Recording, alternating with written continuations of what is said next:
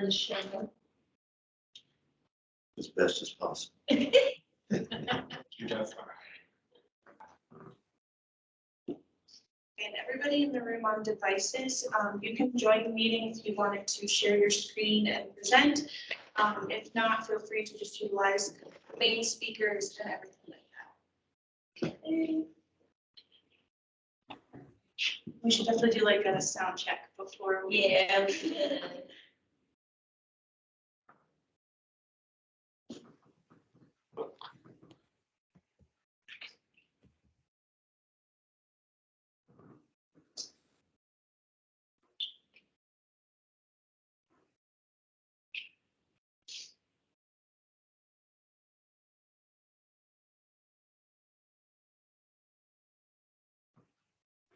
Do a sound check. Amy, would you mind asking if somebody in the meeting will speak? Sure. We can-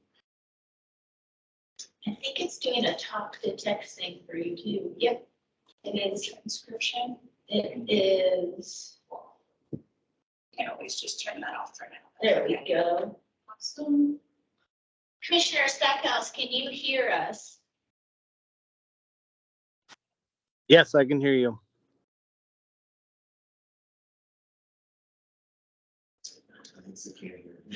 I saw him.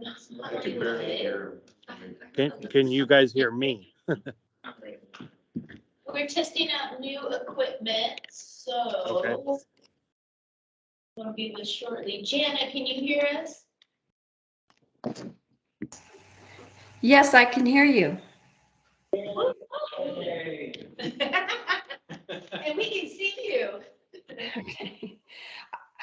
You don't have to see me. I'll shut down. We're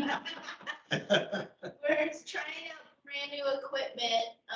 Commissioner Stackhouse, let us know if you can hear us, and because we will get started with the meeting and with roll call. I can hear you guys. Can you guys not hear me? We can hear you now. Yay! Perfect. Okay. Let's get going. Take it away. All right. Well, thank you, everybody, for attending today's Parks and Recreation Commission meeting. And thank you, Councilmember Salas, for being here as well. So we're going to get started with roll call. We'll just go down the list. Richard Conway. Here, Commissioner Stackhouse. Here. Commissioner Kerr. Here. And Commissioner Martin. Here. And Commissioner Rowden. Commissioner Rowden with us. Not see her.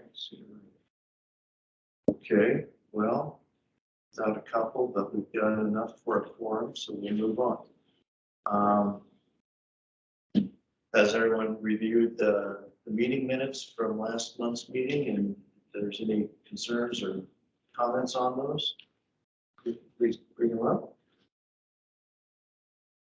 If nobody has anything to address, then we have a motion to approve those minutes. I make a motion to approve the April 18th of 2022 minutes. In a second. Motion to approve. Very good. We have a motion to approve by Commissioner Martin and a second by Commissioner Linsky. So all approved. All in favor of approval, say aye. Aye. Aye. Anyone not in favor, say nay. Sounds like we have approval. Very good. We're on to public participation. So I'll just read this verbatim. This portion of the meeting is for items that are not on the agenda. The commission cannot act on items presented during the public participation of the agenda.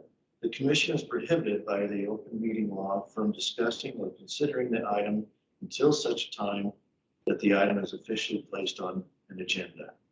Please limit comments to 5 minutes. Do we have any public participation? We will need to speak on something that's not on the agenda.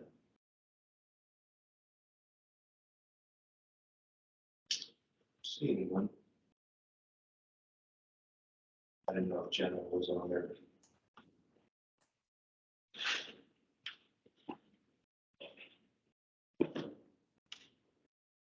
Okay. We'll move on. Just as a note, Councilmember Salas has to leave early, so we'll continue on our normal discussion items unless we get close to 5 o'clock, and then we'll interrupt and have her present the council report. So first item of discussion, for A is grant opportunities. Is that something you're taking us on? This is something that Ms. Beck will ride. She's going to be taking us on. Awesome. So my name is Beck Thomas. I'm an admin specialist. I'm here for pros. I am very new to the commission and everything. I normally just take minutes, but I'm very happy to introduce something really cool that we could talk about going forward, which is grant opportunities that are offered by the AZ State Parks, which is really awesome. So go ahead, Amy. So all applications would be submitted to the Arizona State Parks and Trails, and they include projects. Not all of them will apply to us at this time, but the most important ones are trail development, trail maintenance, playgrounds, play structures, even pedestrian uses, ADA accessibility especially, and some bicycling and equestrian use as well, all of which goes on in Flagstaff. So we won't touch on all of these today, but there are a few projects that we are going to try and marry with these grants and apply for in the future. Go ahead, Amy. So the first of these funding opportunities is going to be the Land and Water Conservation Fund. And when I was first looking into this, I thought it had to do with water uses and things like that, but it doesn't. It's a kind of a broad strokes fund. So they provide financial assistance to many different parties, but what we'll obviously be focusing on is local and municipal, city of Flagstaff grants. There is about $1 million projects from $25,000 to $1 million, and it would require a 50% match. So we are only choosing to address projects right now that are in the less than $1 million range, just to keep it attainable for this fiscal year coming up. So the opportunities that we saw fit for this would be a splash pad development coming in around $500,000. The field lighting upgrade to the LED lights. I'm thinking at Thorpe Park. Is that what that project pertains to, Amy? It does, and then we also have some lights at Bushmaster Park and Continental Park. Perfect. So it would pertain to that. During the process of this Thorpe Park Annex community involvement, there is potential for that building to become an Indigenous community center. We haven't pegged a dollar amount at that project just yet, so we're not quite sure how it's going to fall, but we're thinking that might be a great opportunity for this grant, as well as many play structures that need to be built or need replacing or modifications. And that's coming in at about $150,000. Go ahead, Amy. And then we also have the Heritage Fund grants that would also apply to a number of the programs and projects that we're looking to implement this upcoming fiscal year. There are a number of different sections of this grant, like the Trails Program, the Outdoor Environmental Education Program, Emergency and Mitigation Grants, the Local, Regional, and State Parks Grants, Signage, and Historic Preservation, all of which can touch on a lot of the projects that we've got going on, that we've expressed interest in, I should say. Again, we've got the field lighting upgrade to the LED lights. We've got Wheeler Park electrical repairs coming in at $120,000. Tennis courts development, always a big one. The Aquaplex Kids Club outdoor play area, which is a little bit more attainable in terms of funding. So that might be something we could absolutely achieve, which is really cool. And then again, the Thorpe Park Indigenous Community Center. So those all would fall under the Heritage Fund grant opportunity. We just have to look into how we can mesh these well together. Go ahead, Amy. And then we have another area of grants that is under the Recreational Trails Program.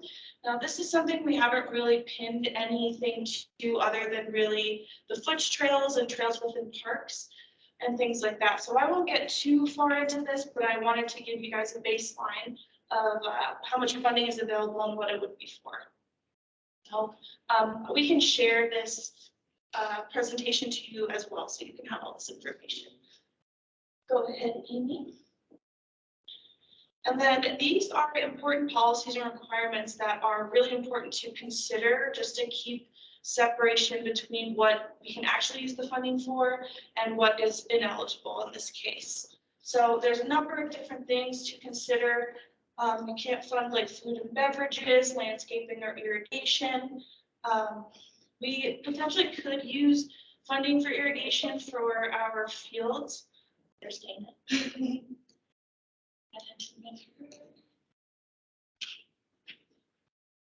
And that would fall under the Land and Water Conservation Fund. So that's something we could potentially look through if we came up with a priority for that this coming fiscal year.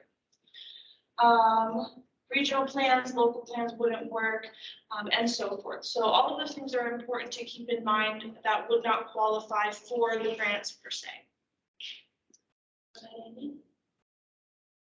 And then more information and applications can be found on the website provided. Basically, any questions that you have, including a really detailed presentation on how they've allocated funds in the past, can all be found on Easy State Parks. So I do encourage everybody to look into this and get familiar with the grants and then make suggestions on how we can apply for these and get some more funding. And that's everything. Does anybody have any questions? Yes. So I noticed that we pinned two funds together on the idea of the LED lights. Can we apply to both of those grants for the same project? And if so, if both of those are approved, how does that work if they're 50% matches? Go backwards on this too, guys, if it'll let me, maybe, there we go. Yes and no.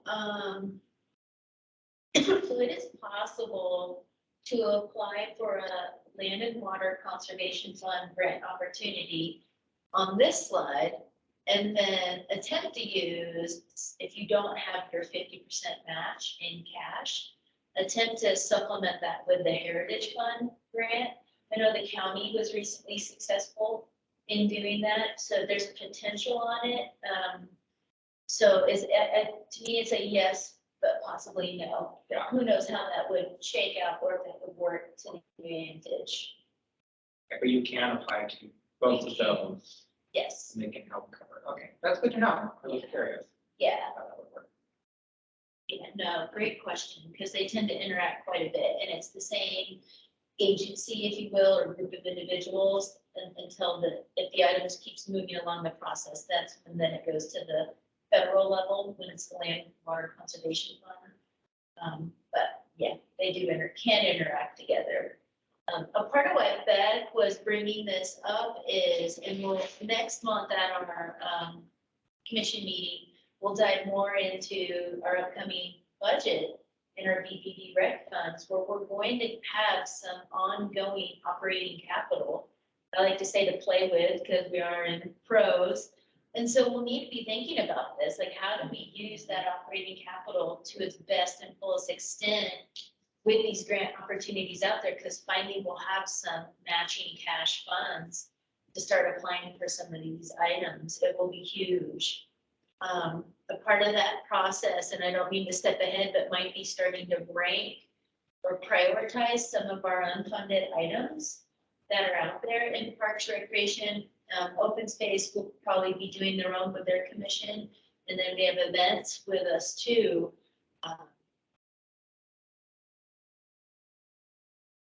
Giant list of unfunded items. What Beck put here on the presentation is literally just a sprinkling of them, of a handful of things, and doesn't really include all that much, even for our recreation facilities or recreation programming too. So I do think it will be pretty interesting to go through that exercise with this group, knowing that with what cash we have and what grants are out there. That's why I wanted to get this in front of everyone. So we can start to study what these dollar values are and what will be wisest for us to go after. For the trail programs, because that was mentioned a lot of them, is that the purview of this commission or is that going to be the purview of open space? So the recreation trail program, the non-motorized would be the one that we were awarded for Buffalo Park for the accessibility grant. That's awesome. Yeah, and on this screen, on this slide here, there's not a list of, it's not ideal to use it, I think, to deliver brand new foot segments for the city. And then when we do know that with there's about 9 miles that are asphalt of the 59.5 miles that are in some rough shape. That's not a product to use in the future if we want it for longevity. But that total is enormous. We've estimated that that would be greater than 6 million to demo and replace that with concrete.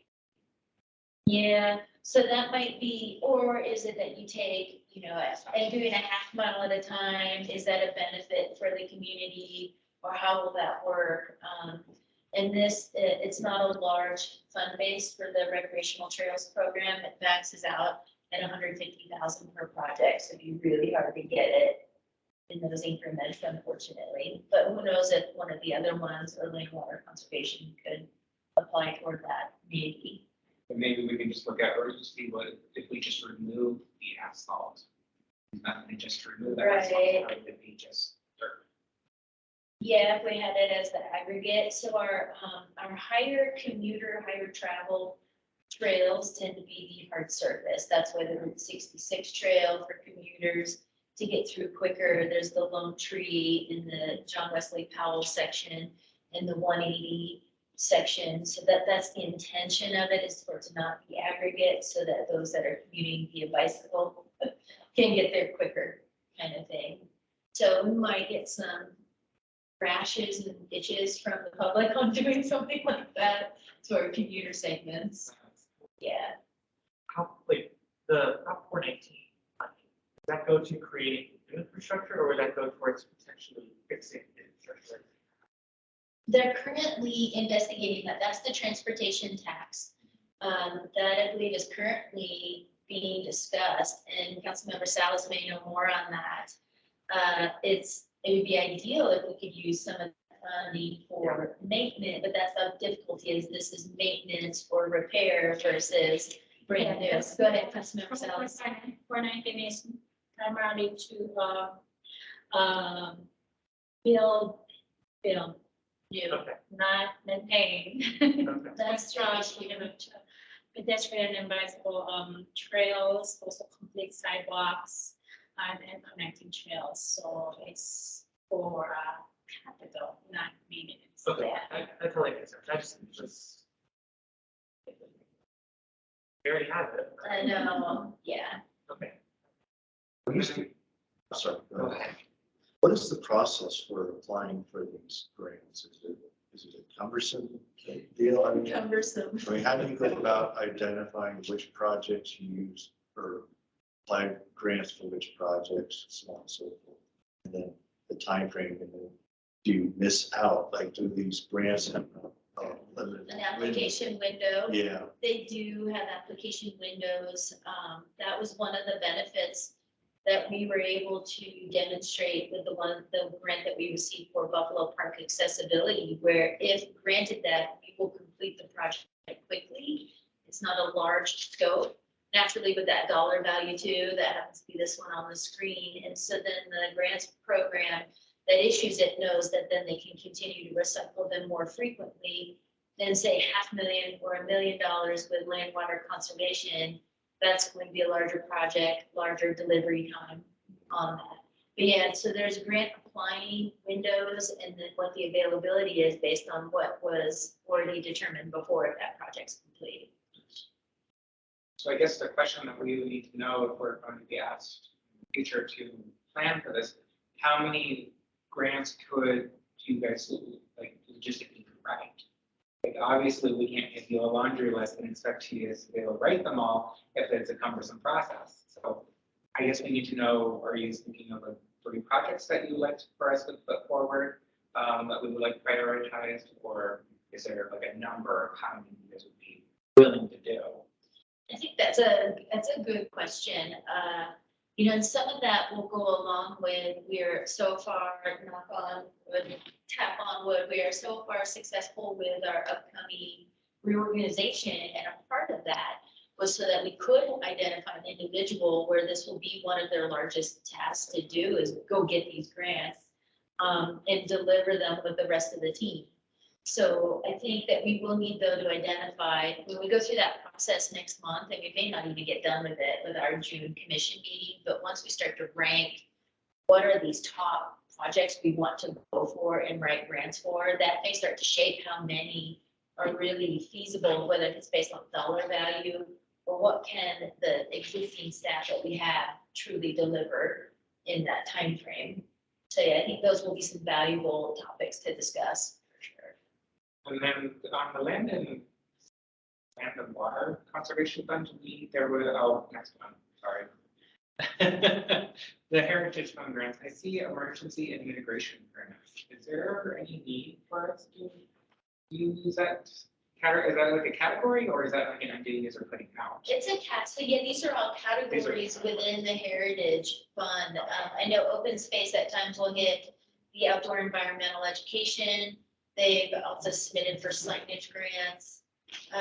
The reason why Bev had up there the Indigenous Community Center is could that go under historic preservation potentially? Because that building is historic, where we've identified that we'd like this center.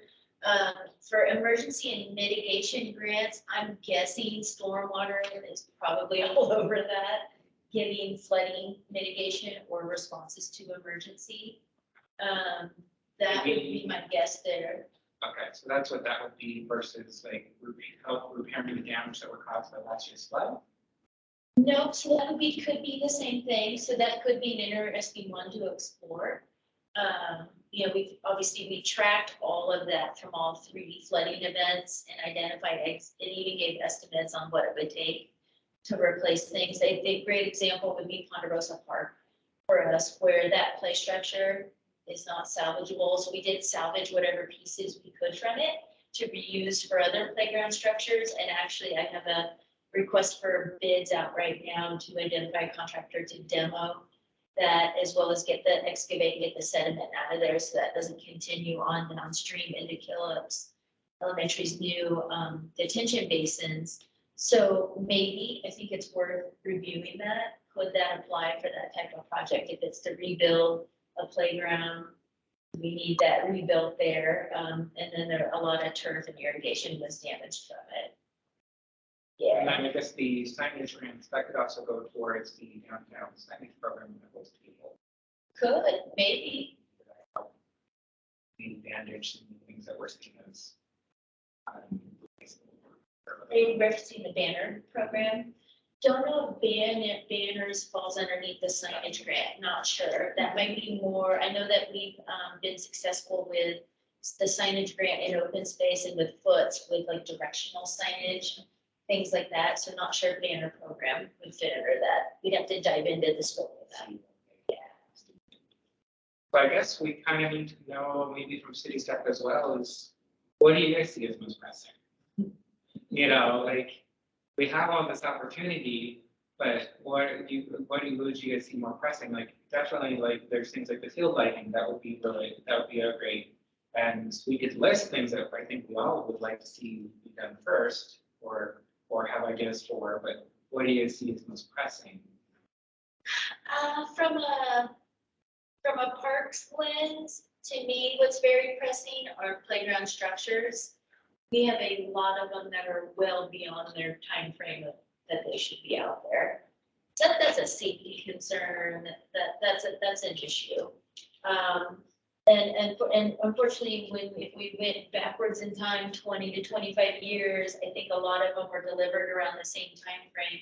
So we're stuck with a large quantity of them that need to be replaced. And the figure of 150,000 is fairly average on that too, depending on the size of it. That I could see coming front and center, not, I think a splash pad development, you know, we've had that on our unfunded list, that's rather seasonal. Given where we live, I think there would be some outreach to the community if they would want that somewhere and where, and they may, you know, they may say yes, and we're seeing some temperatures increase too, so maybe a season extending. The LED upgrades to lighting would be amazing, and then there'd be a cost savings on that electric usage that the city currently compensates for, so that could be huge. The list is unreal when we start to go through it, and again, this is a sampling of it. As long as there are events held at Wheeler Park, I bet the electrical upgrades there would be embraced, right? We know we need more tennis courts in our community, and they're spread out the way they are, and we know it currently doesn't work well with our partners with FUSD.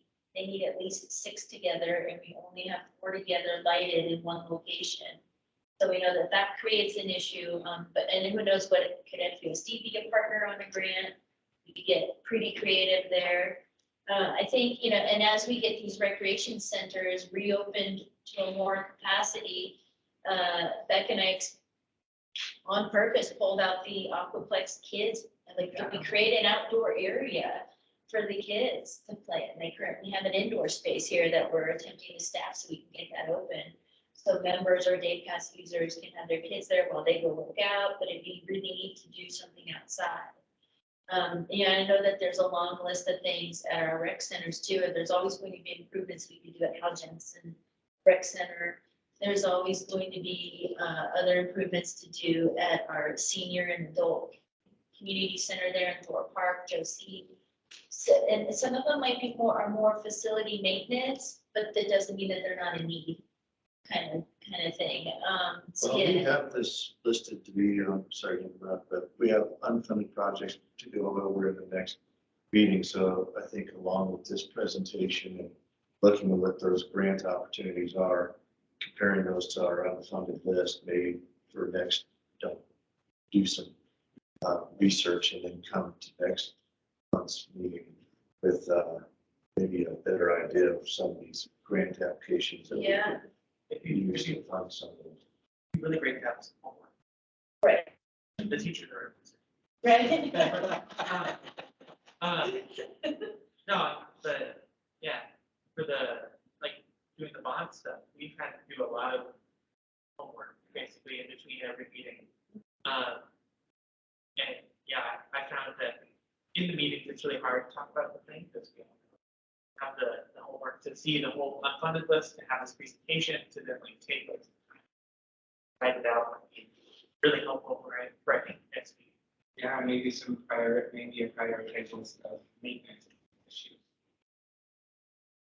But where would go again to find all these different patients or grant opportunities? So it's on the last. Is it on the last slide? It's the Sorry, AZ we need to State give our Park. virtual friends a headache and get through the stuff. It's at azstateparks.com/grants. Okay, Yeah, and if you can't find the presentation or anything like that, I'll send it to you, but you can just Google AZ State Park grants and it'll probably be your first option. So yeah, all that's on there and that has a wealth of information. In our unfunded list, it's not like it's a secret list, so we can provide that, email that out to the you commission. already, that already was. Was that sent out recently? Okay. Yeah. Okay. I guess what we don't have though is maintenance. I don't see on that's like the one list we have is from from what you guys are going to propose towards city council for the budget. And so that has Right. that, the expanded ice rink, and it has all that type of stuff, but we don't have like a list of playground equipment. Right, We don't yep, know that. I can provide that if that's helpful. Yeah, like we So, don't. like, maybe even an estimate of Exactly. size, because that average price. I think a good site is a reflection of this, but unless we go visit each park, like Ponderosa Park, I wouldn't have known that the playground equipment is completely. Right, I don't know that, I didn't know that. I knew there was damage. yeah, So I think that's helpful. Absolutely. Yep, we can provide that. Do we want that prior for homework or just have that be a part of our interactive kind of as we are prioritizing things? I think it'd be good to have prior to. Okay. Or-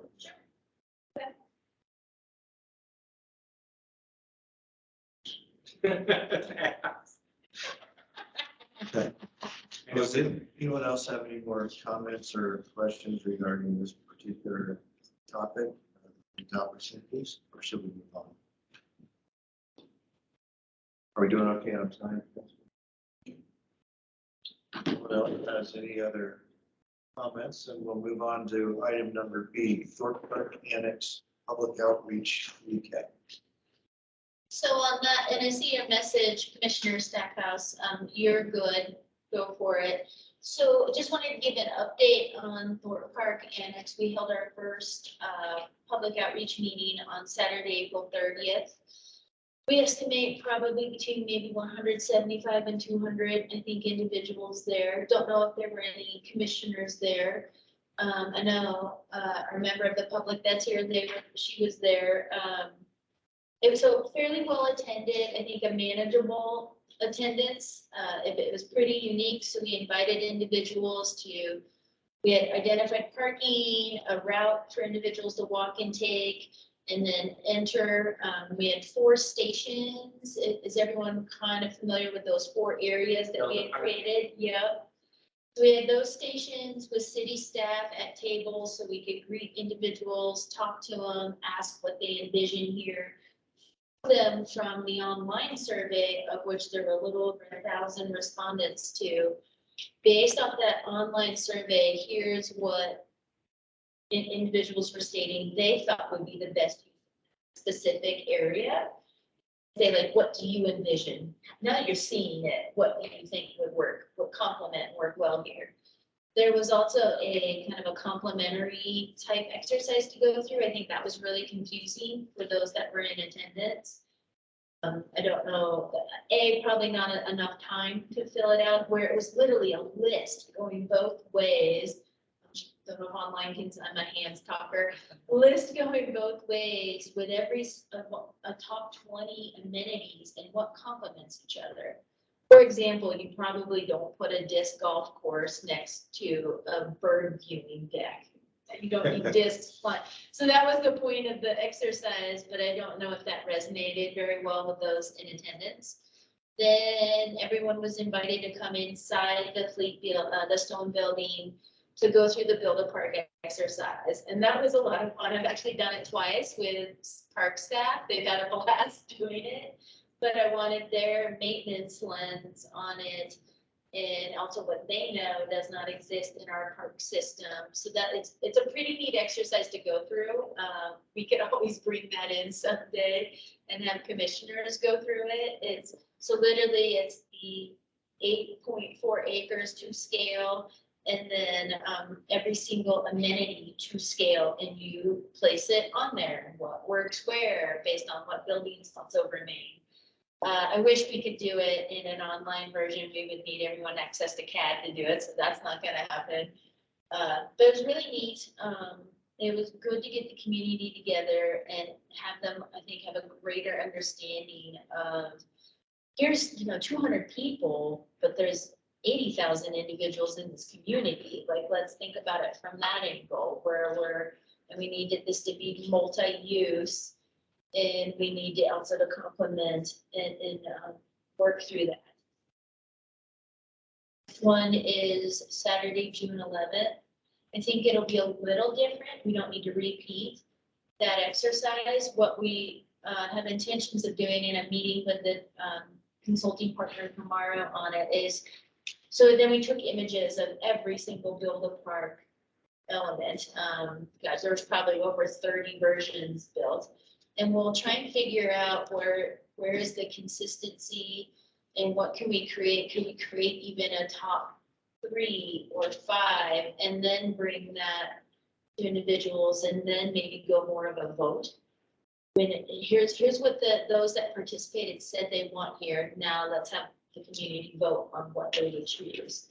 Because the end goal is to take to city council and say, here's what the community is stating in a concept drawing that they would want here, when and if there's funding available. And then that document exists until that time. And that's a hard message, I think, to deliver to the public. I'm asking you to come out here and build a park, but there's no money kind of thing Yeah. for it. Yeah. So that's difficult. The housing piece of it is very difficult. That can be very contentious. As we know, we have an affordable housing crisis in our community, but the area is zoned public facility, which does not necessarily allow affordable housing or anything. But the only type of housing a public facility allows is employee housing. Then I was at the Build a Park table I was working, that topic came up, and I was actually glad that it did. Because we have not, the city of Flagstaff that I know, I don't believe we've ever explored employee housing. Very interesting. There was an individual at the table that's with another partnering agency. And they were wondering if that meant maybe other agencies too. I'm like, excellent question, don't have the answer. This could get, pretty interesting, pretty fast. I guess it really is, what did the community say about that idea? Right, yeah, and and each table had their own organic thing going on, so who knows what else was discussed. Yeah, it was pretty wild, it was a lot of fun. So they compiled all the results of that then? That's what they're doing, so we're meeting tomorrow to discuss next steps, and then what this June 11th meeting looks like. We're asking individuals to come back to that location. We don't necessarily need them to go through the same exercise, or if we get a different group of the public to come in, or a virtual component, or what can we do to structure it a little bit differently, but also progress it a little bit more from the stage where it is now. Can I ask another question? Yeah. So this Thornton Park as a whole, what are their discussions or ideas thrown out, like looking at Thornton Park as a whole, moving existing facilities on there and then repurposing other areas that maybe are more appropriate for type things. For instance, like the dog. Yep, that's serviced more with internal city staff than with the public. Which I think makes sense. They're the individuals maintaining that, and they know that. Say the dog park, for example, they're like, oh yeah, the guys right away, they grab that piece and they're like, that goes here. They're like, no more. So, yeah. Which, so, that's interesting. How do we express properly then the outies that we have out there, the things that are difficult to maintain, or the things that aren't working for our user groups or community? They mentioned the fact that we know the dog park becomes an ice rink. Comes an ice rink every winter, Winter. Joe. We at least always have something from the public during the winter come and say, I have an idea for the dog park. Right. It's an ice rink. Can you guys do something about it? Move it, yeah. Well, correct me if I'm wrong, but wasn't one of the unfunded projects the expanding Josie Montoya? It is. So I was wondering if that was potential to move that facility into the Stone building and then repurpose Josie Montoya's pickleball clubhouse or something like that. Heard that one come up. No, it just came to my head the other day, so I Yeah. was thinking about it. Right, yeah, I do think that it's a pretty strong and solid decision that the Stone building will be the Indigenous Community I and think Cultural it Center. would all be that, or if there was an opportunity I'm sure. to do part and part. It's a large building, if anyone's available to come to the next meeting, I do advise, come out and check that building out. It's Yeah. large, it's unique, there are pieces of it that are not historic, but could they still be used? Possibly, and does the entire, those are the items that just haven't been vetted Right. yet on how that entire building will be used. Yes, you need two things first. I wasn't sure if we all showed up there, that would be considered a quorum. Right, we were prepared if it did, maybe about 2 or 3 days prior. Thank you for bringing that up. That dawned on us, and so Beck was prepared if that were the case. Okay. I was concerned about that when I was thinking about going. Whenever there's greater or more commissioners meeting. Yes, we got it posted just in case. And the second thing is did anything come up at at those community meetings about the definition of the Indigenous Center? 'Cause when I've mentioned it to people, you know, in my cohort, I've gotten questions like, is that Navajo? Is that Hopi? And is it both? Or how are we separating that? And is that a slippery slope in terms of, well, what about the Scots? What about the Italians? What about the, you know, where does that separation come when you're talking about identifying a culture for this building? And I just was like, I don't know, I'm not trying anything. Go ahead, Councilmember Salas. Do you want? I saw you open. Previous council discussion, this big thing, being a certain flags. Been a proponent, strong proponent of,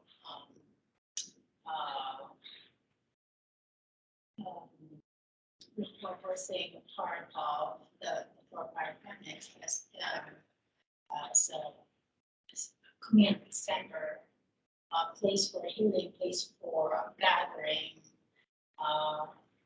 similar to powwows, and also a place for artists to show a lot of indigenous artisans and artisans, business owners, small business owners.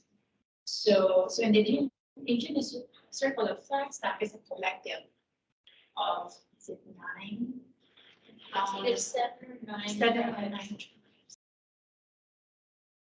So that was a question I wasn't able to answer when it came up, and the group I was in was arguing that there had been, you know, other people who had been here longer, who had, you know, blah, blah, blah, and I don't know the history of all that, of course. So, but I just wondered, that is kind of a slippery slope, and, you know, how is that addressed? And also tracing it back to the history of the Fort Park, historically, there were powwows and powwows. And at the commission, at the meetings, is that information available to people as the historical? There's an Indigenous Commission, yes. Okay. So yeah, all of that would be available. Good. Thank you. Absolutely. And we have a full-time staff for our Indigenous initiative. That's those Rose Toby. Indigenous initiative coordinating. Her role, Yes. Super. I will pass that. And Rose Toby, she is a part of the core Thorpe Park Annex meeting group.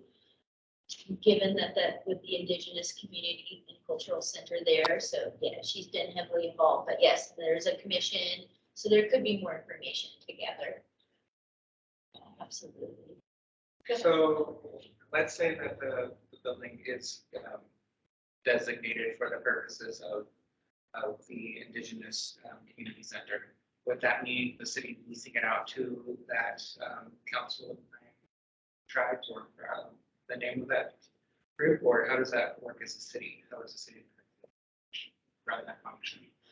More than likely, yes. So similar to the Murdoch Center, where that's a lease, and currently the Boys and Girls Club is inside the Cocktail Recreation Center. More than likely, there's going to be a structured lease for that. a caution though, I would caution staff and the commission, moving forward with the, community engagement for park annex. Caution, using the word both.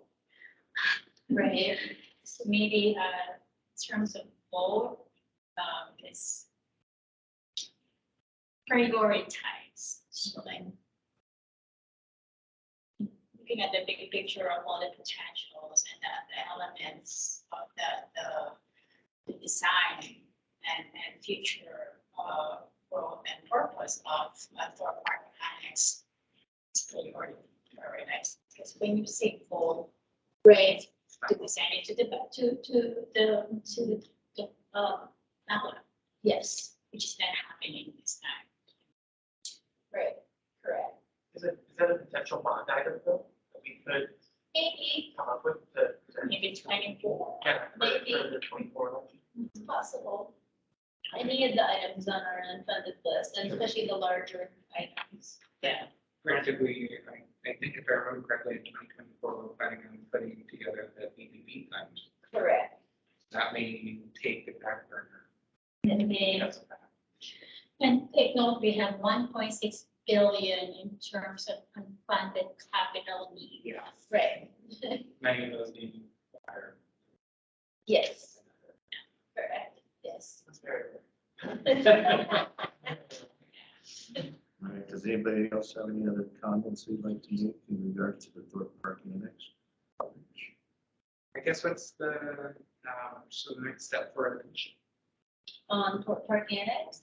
You know, I think if anyone, when we get the details together on the June 11th meeting, anyone come participate, no matter what format it is in, because we will always ensure that we've got it covered in case if there is a quorum. I think it's a good thing to get involved in and see what our community is stating that they would like to see occur at that parcel. It's a unique parcel, without a doubt. It really is. Could we possibly see maybe in the next board meeting, commission meeting? Could we possibly see like what is the current actual progress? Like we've heard this some ideas that they're putting through, there's 30 of them now. And it sounds like maybe the next meeting, there's going to be starting to condense those 30 down. Could we see maybe what those are? We might be able to. I know we already have a pretty full agenda But on the maybe June 20th. July. Definitely by July, we could. Not sure if we'd be able to get to it on June.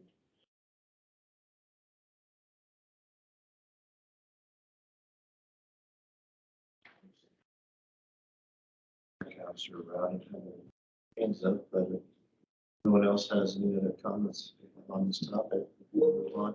Actually, we're running short on time, so Yes. yes. Can I do my quick go over? Yes. Yeah, well, tomorrow council is going to ratify that grant agreement for 100,000.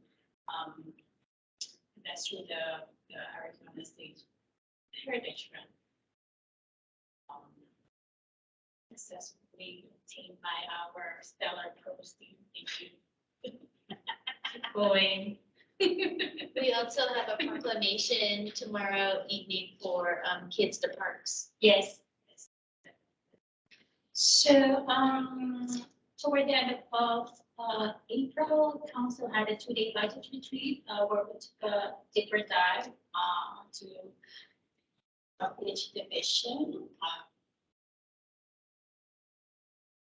Board has approved for our pros, the total budget request 804,900.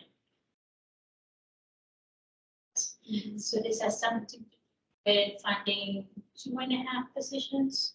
Yes, The 2.5 position, which is the deputy director, the open space education, and space supervisor. oh yeah, the space supervisor and the another position.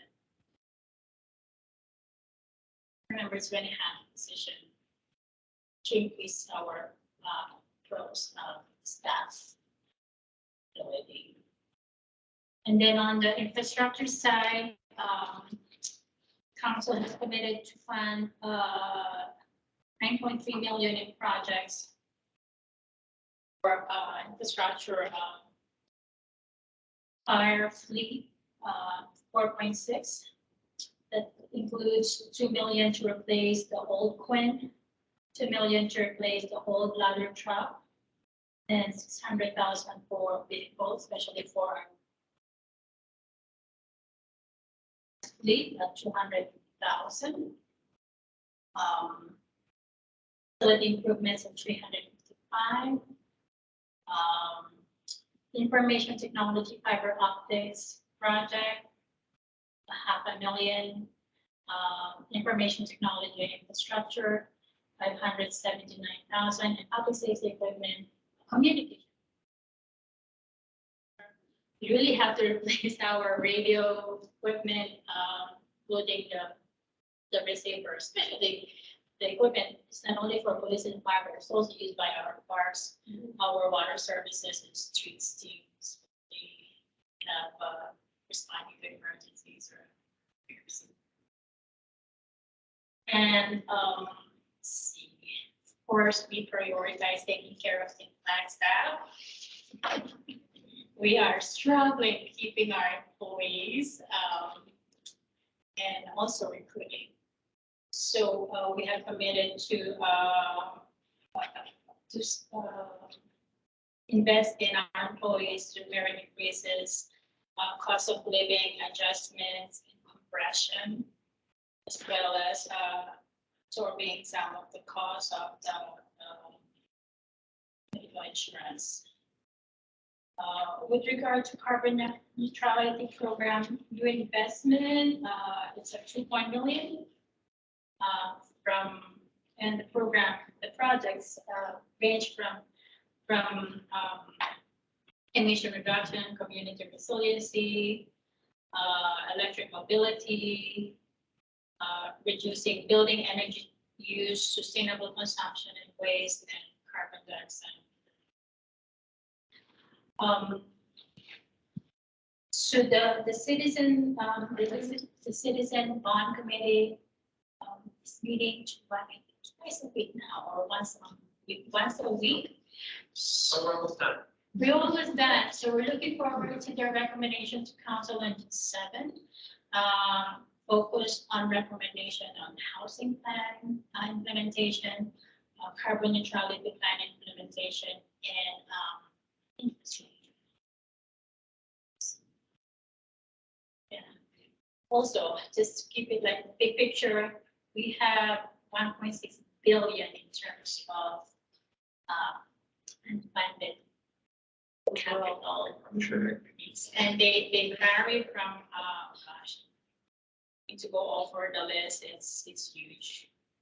It's huge. It's the where's that thing? There you go. Okay, information technology, fire, police, housing, municipal facilities, parks at 119 million. Yeah. Recreation, 37.4 million. Open space, 66.8 million. I'm sure if we look further. Right. I do commend the staff of Rose for just keep looking for opportunities to leverage our local dollars to seek grants. And I have reverberated that our state and federal lobbying trips when it comes to open space, parks, development and maintenance. I can even to council. Parks and trails are not maintained by families, right? We have staff. We need to fund operation and maintenance, especially different maintenance. Yes, yeah. I think there's so many areas that when people about parks and rec and what they want, what they think we need, they don't think about things like parking lots that need to be redone. Those things just don't occur to them. There's so many more. Right. Yeah. I mean the highest the big ticket items are like, drinking water to 298.3 million, wastewater collection and reclaim and distribution. Water to 29 million, stormwater, Things everybody wants taken care of, but they don't consider when they're looking at, I want this. Right. Why do I go here and I see this, and why can't we have that?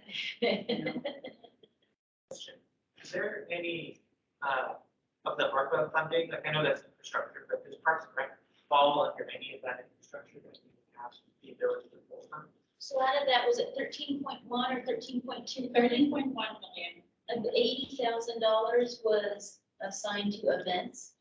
We've been assisting all events with their fees during the pandemic years, and that'll continue until that's exhausted. But that was the only item that was to pros. Okay, I know we talked about it, I wasn't sure, I feel like it's always changing.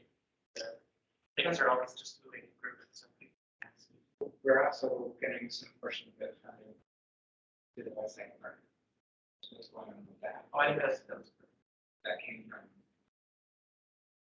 right, my brain's a little bit. Well, the ARPA funds, there's,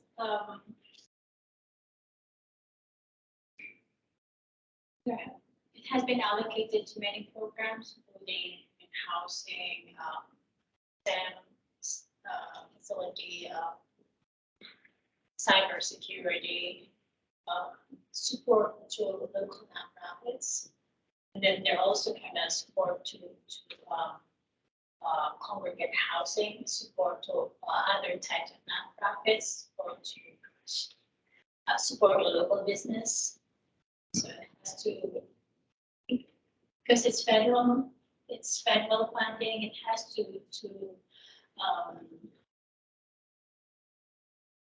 comply with one of the four criteria for ARPA funding.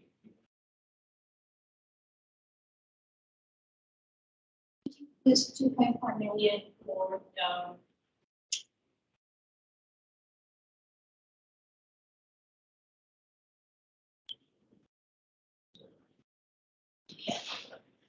Any other questions for Councilmember Salas, before she's got to depart? You still have me for 2 minutes.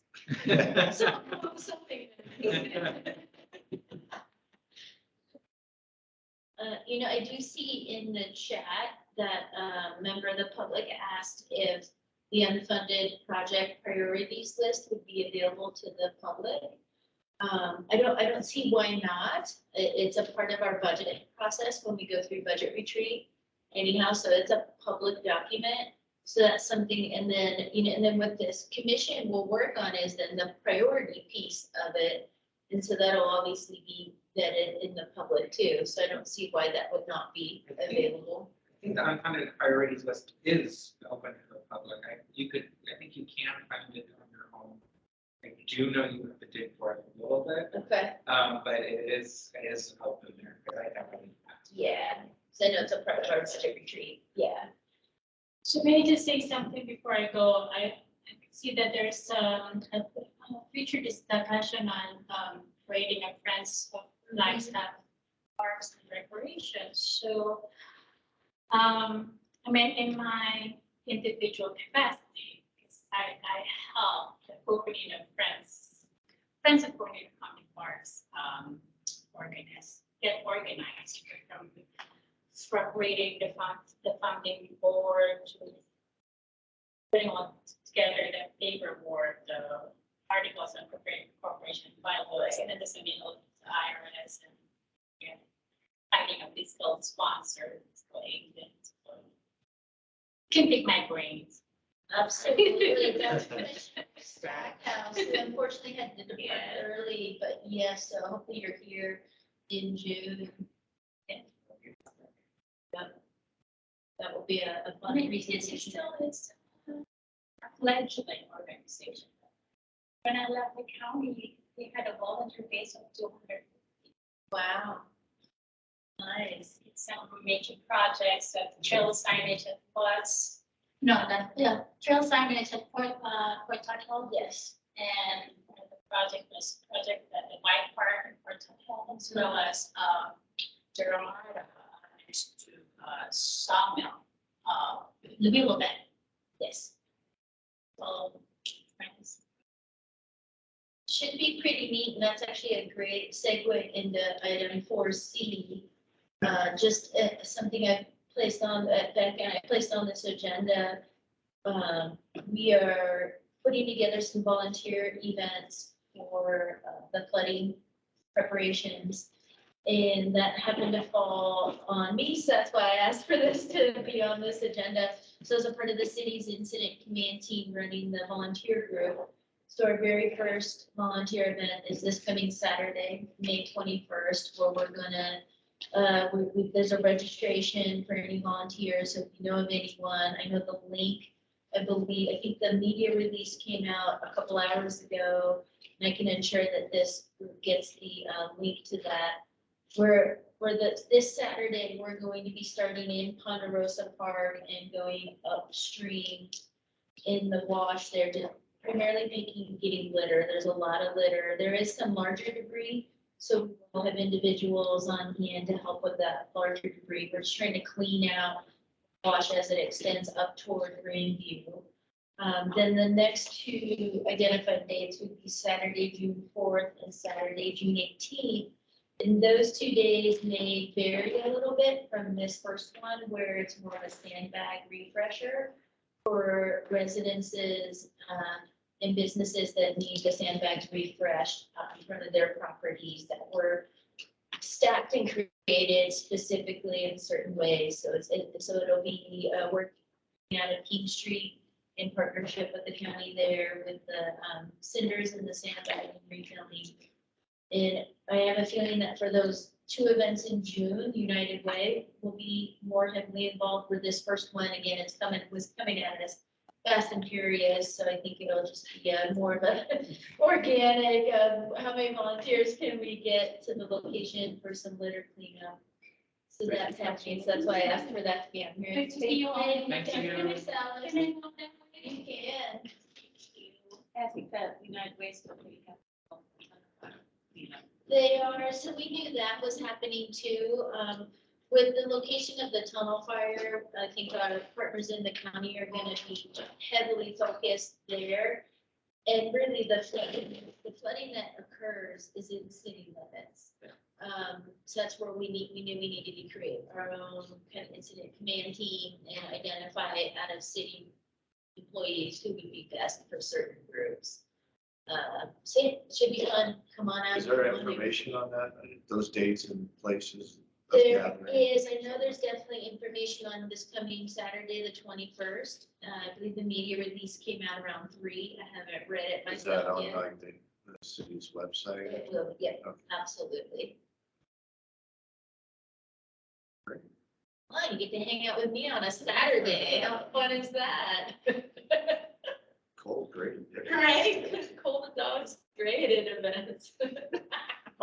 So that's what that item was. Just wanted to make sure that that was out there. I know it wasn't on our agenda before. So does that take care of discussion C?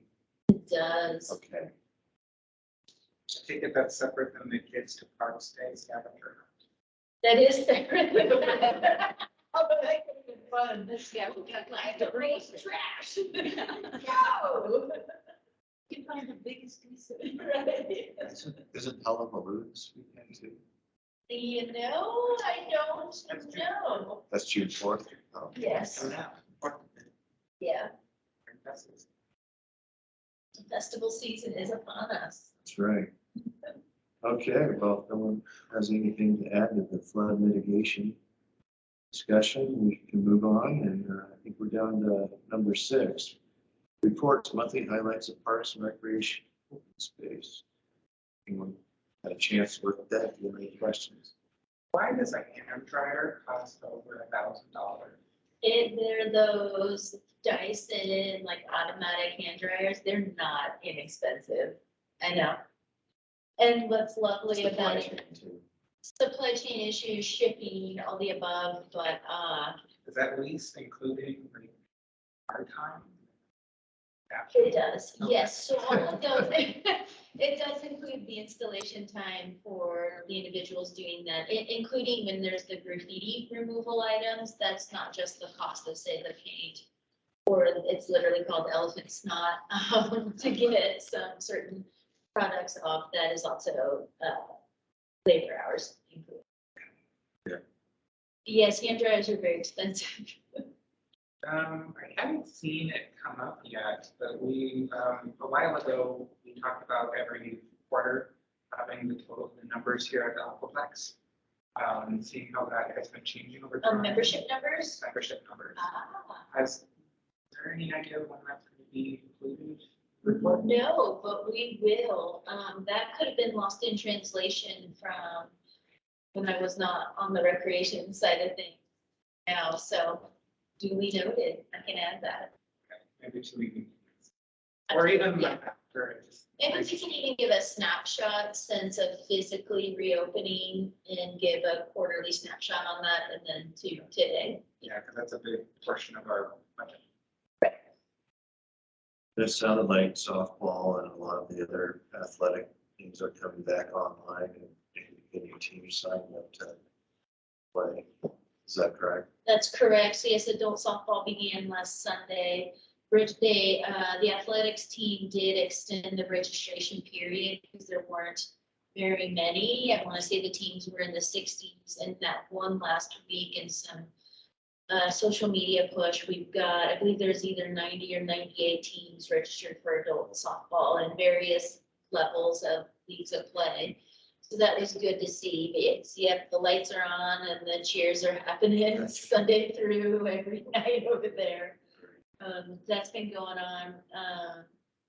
Things are still strong with our hockey leagues. I think those have remained strong during the pandemic. And then, I haven't heard much from our little leagues, but they're busy. And I know Flag Soccer Club and AYSO is busy also. So soccer is in full swing right now. In any given time, you go by a field and it's packed. I can't remember when the basketball, Youth basketball, well, even the adult that they play over. the adult. The The last adult session, they did not have very many teams sign up. That's what I heard. Yeah, so hopefully we can get that energized to the level where it was before. Have we seen any reduction in? No, not so much, no. Where we would average about 700 permits that were outside of the city sponsored or put on events. No, I saw one cancel last week, and that's honestly been the only cancellation that I've seen since we've been able to not have certain restrictions. So I think we'll still see a similar amount. I think we'll still see the same amount. And obviously, there's the historical precedence, especially at Wheeler Park. But no, I think we'll still see the same amount and maybe some new ones speak in there. I know Haley Reynolds, the event supervisor, she's working on some of those that'll be through city parks and rec. For concerts in the park, we're partnering with the county, and this year there'll be a rotation of park locations instead of just Jim Cullen Park and Bushmaster. So at least we can get to different areas of the community, which is cool, and including Sawmill Park, I believe, that the county manages. So I know that's coming up soon, starts in June.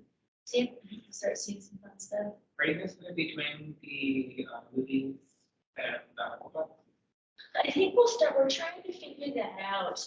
A lot of that hinges on staffing. That's why actually the kids' corner is currently not open. We need to get the staffing hired and then start to program that in.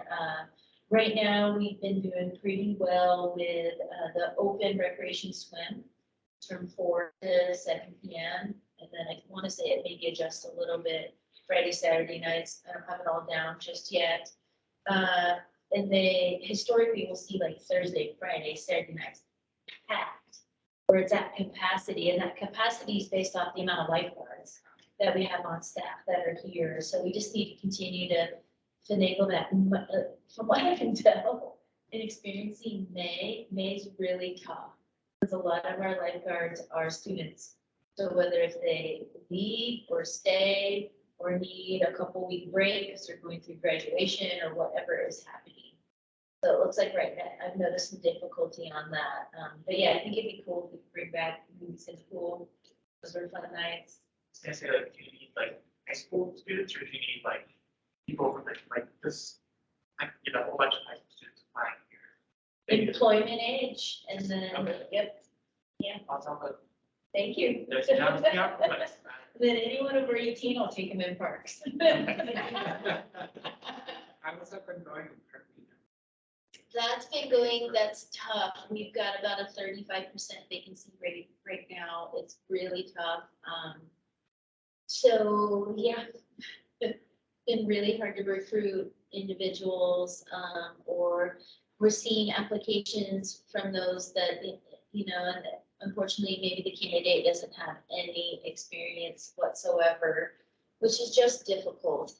It is. And I think that that's holistic throughout any industry right now. There's high vacancy rates and individuals may be lacking experience, but we all got experience somewhere. I think where we all got our start. We are hoping that we'll see, now that it is coming upon summer, maybe we'll see an uptick on applications. I've been working with some folks at NAU to see how I can find out if there's any, I know NAU Grounds is struggling on hiring anyone. I know that Coconino County Parks and Rec isn't able to find anyone. It's difficult right now. It's the staffer, they're being extended pretty far. Maybe you need to do a job there.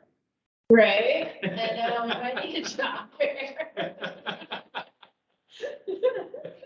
Yeah, the space. Right, I put it often in the weekly updates to the city manager for city council, where I'm like, you know of anybody that needs a job, really can come apply. So yes, if you know of anyone. And on recreation too, so it's usually lifeguards, sometimes officials, fitness instructors. I know we're looking for up on our dry side here at the Aquaplex, the kids corner, you name it. Yeah, great questions. Those are the daily struggles right now. Very good. Thanks, Amy. On to information items to and from commissioners and staff. Do you have anything for us, or does anyone have anything for me? No, I think we chatted pretty well today. I think we've got 3 solid items for next month to discuss that may take the full 2-hour Yeah, session. definitely. They're lengthy items to get through. It's a great idea. We'll get that unfunded list out to everyone, and I can prioritize some of the items when it comes to play structures. Some of the big ticket items are just big ticket. So when you see that sticker shock, it just is what it is. Yeah. Yeah. Could be difficult to get to. So then it's kind of what are the lower dollar items and medium, and then with that supplement, as Councilmember Salas was saying with a grant, maybe we could accomplish quite a bit. I think those big ticket ones are going to be hard for us to. I just kind of an idea of like how many things can be choose. Right. Choose your. Realistically, like, that way we don't give you 5, but then they like ask you. Right. Could And you what only can do you 2? deliver, right? Well, if I could recommend, maybe we amend that unfunded project priorities back to like what we were talking about with the grant opportunities. So we can maybe highlight those ones that will be applicable for a grant. Could do that. That could be That a might great way to help. approach it. Yeah, that's my thought. There is a delay when you do apply for the grant and going through the process versus cash ready to go. So Right. there's that to consider too. I mean, a varied approach to it could be ideal. Right. Yeah, you can revise that agenda item pretty easily. That's on it. Anyone else have anything to add? Commissioner Brown, you've been pretty quiet. Do you have anything? They can hear still. Yeah, maybe not. And with that, sounds like we're pretty much done with today's meeting. So anyone else, anything else to add? Then I would say we're adjourned. Yay. That was fun. I know, In person, it's more of a discussion, you know, Yeah. than